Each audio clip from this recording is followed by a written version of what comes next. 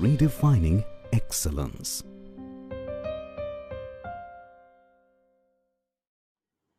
Hello guys, we are from ZIL Polytechnic.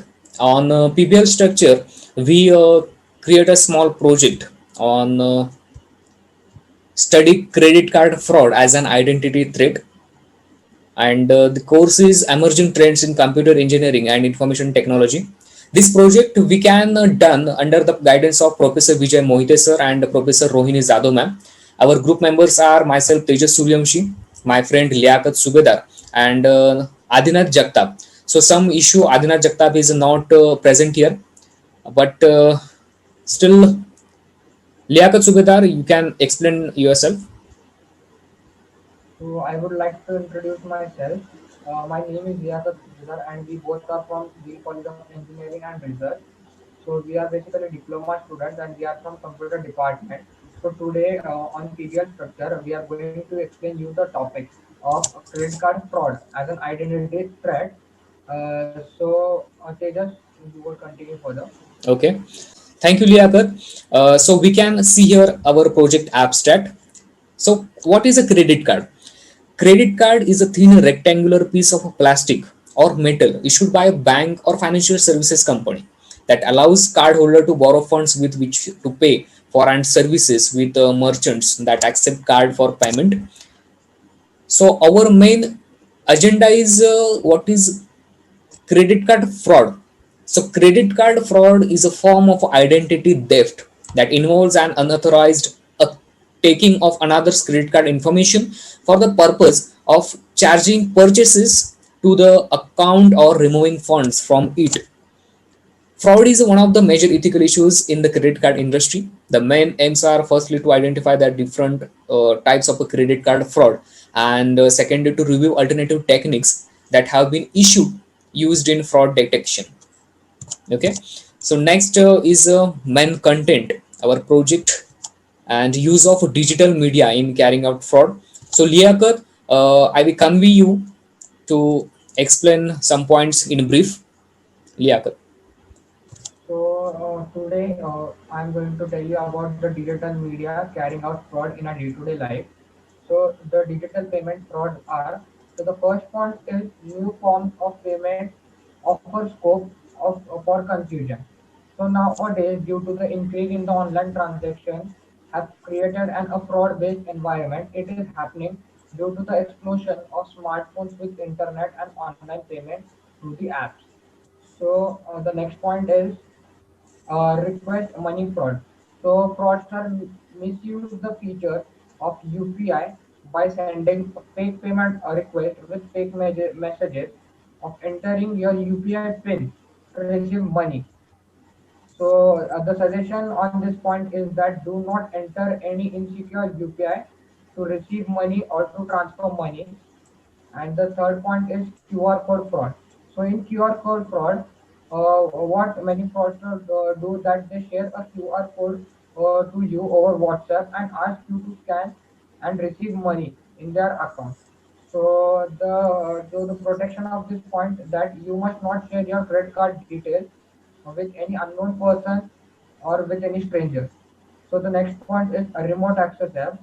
So fraudster asks users to install screen sharing apps such as AnyDesk, TeamViewer, and use them to access to get your bank details. So if you are transferring money online and you are not able to transfer it and you are asking any person to show you, and if he tells you to on AnyDesk or access, so he can get your credit card detail easily as you are entering it. He can record it or he can write up and take it, and you can do many types of fraud, different types of fraud with it. So coming up to the next point, that is social media fraud. So basically social media fraud is a type of fraud in which you can track complaints in social media and share the fake contact to ask for a confidential information which no banker has the right to ask you about it. So the next fraud is SIM swap fraud. So basically, SIM swap fraud is a fraud that in which fraudsters manage to get a duplicate SIM, which provides them the access, which provides them the access for an OTP. So they do this. They do this for pretending to be a mobile company and ask you for the OTP for your transaction. So the next point is chaos caused by global 19 crisis. So hackers are taking advantages of the current global crisis, and they are committing a very high level of fraud due to this COVID-19 crisis. So the next point is increasingly digital banking services. So basically increasing digital banking services due to the credit cards or the cashless India. All the transaction with the bank and the user are also happening through the credit cards and debit cards and online transfer of money using different types of payment applications such as Google Pay, Phone Pay. So due to this increasing digital banking, the banking system or the bank people are it has been very much difficult for them to identify the person who is making transaction. And the next and the last point is changing e-commerce landscape.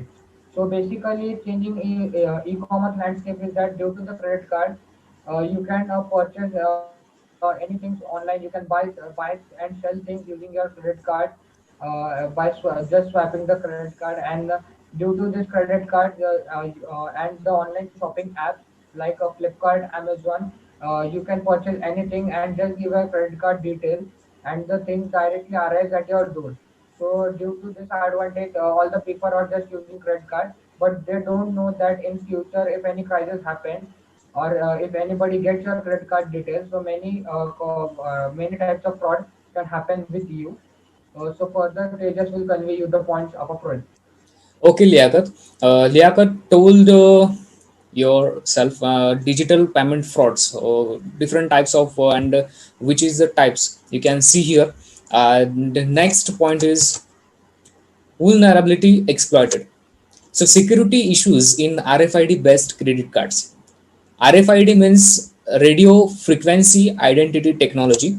So we can see here one by one. Credit card not present. Second is privacy concerns in RFID emitted public information. Next is counterfeit credit cards, RFID chip and pin system, and last is collision and disruption. So we can see here types of attacks on RFID cards, since the majority of the attacks that can be performed on consumers cards go undetected and replicated for later use. Attacks on RFID can be a major concern to personal information and identity theft.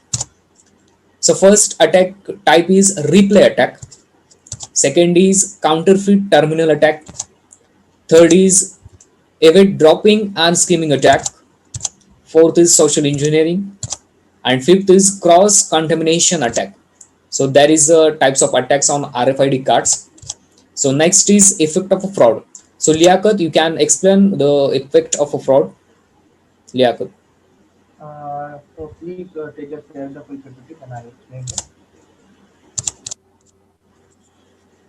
Yes, Liaquat. Yes, so the effect of this fraud can be that the credit card fraud can affect your credit when fraudulent accounts or transactions get reported to the credit card because added to your credit report. So I would like to give you an example that if some user is having your credit card details, or you have lost your credit card and he's having your credit card and he also knows your PIN, so it can lead to a big misuse. He may transfer all amount of money, all your amount of money to his account, and it would you would be pending with a zero balance in your account. Or if he utilizes all your money, and then also he's using your card as an EMI purpose or any loan purpose, so you may fall into a great trouble because bank will inquire you. Then it would also involve the police cases, and it would also create a very much big trouble for your family also. So I would like to convey you a message that use credit card, but use it in a very much limit, and do not share your credit card details with anybody or any untrusted platform, and especially do not lose your credit card. So further, Tejas will explain you the point. Okay, Liaquat. There is see here protection precaution to be taken against such frauds. So how to protect yourself from credit card fraud? So first is keeping the credit card safe. Monitor credit card transactions online. avoid paper trails of your credit card number, signing of blank receipts, never make credit card information public.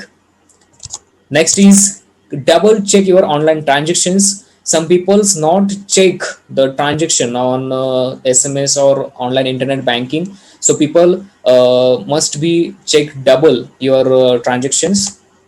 Next is immediate reporting of lost or stolen card.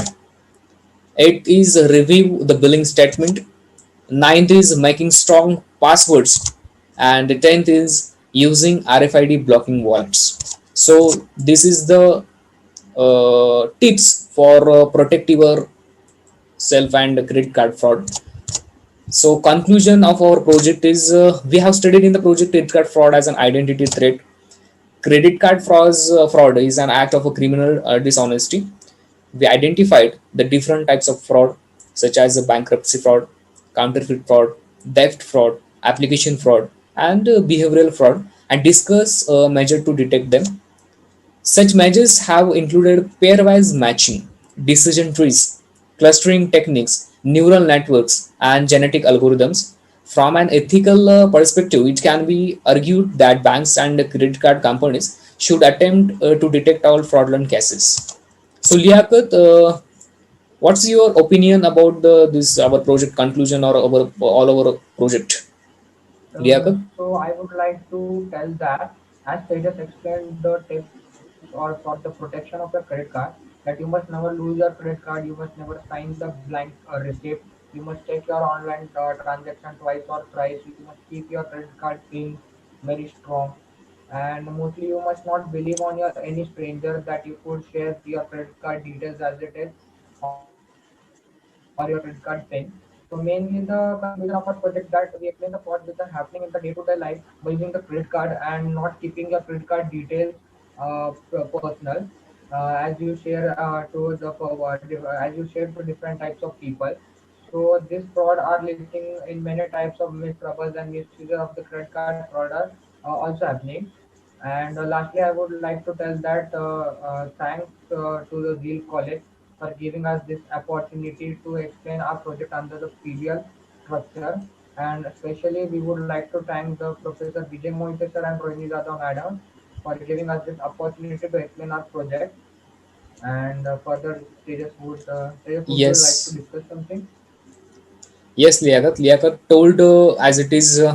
Thank you, extremely. Thank you for Zul Education Society for giving a chance to how to present yourself in this that the PBL structure. So extremely thank you for Professor Vijay Mohite sir and Professor Rohini Jadhav ma'am. Thank you, Zul Education Society. Thank you. Zeal Education Society, redefining excellence.